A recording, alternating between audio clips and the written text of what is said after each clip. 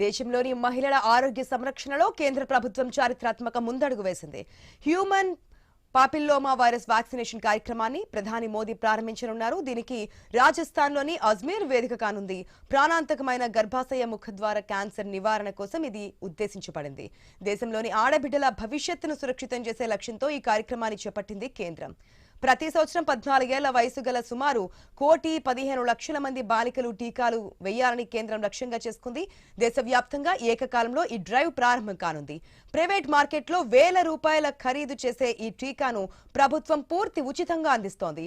ఆయుష్మాన్ ఆరోగ్య కేంద్రాలు, community health సెంటర్లు, జిల్లా ఆసుపత్రులు, ప్రభుత్వ వైద్య కళాశాలల్లో ఈ టీకా లభిస్తోంది.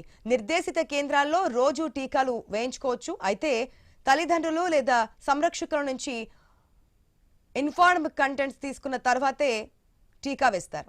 ఇక మొదటి 3 నెలల పాటు ఈ కార్యక్రమాన్ని యుద్ధ ప్రాతిపదికన నిర్వహిస్తారు. ఈ 90 రోజుల కాలంలో అర్హులైన బాలికలకు రోజు టీకా వేసేలా ప్రత్యేక ఏర్పాట్లు చేశారు. ఆ తర్వాత ఇది దేశవ్యాప్త సాధారణ రోగ నిరోధక షెడ్యూల్లో చేర్చుతారు. దేశంలోని మహిళల్లో సంభవిస్తున్న క్యాన్సర్ మరణాల్లో గర్భాశయ క్యాన్సర్ రెండో అతిపెద్దదిగా తెలుస్తోంది. 2022 గ్లోబోకాన్ డేటా ప్రకారం భారత్లో ఏటా 1,20,000 కొత్త కేసులు నమోదవుతున్నాయి. సుమారు 80,000 మంది ప్రాణాలు కోల్పోతూ ఉన్నారు.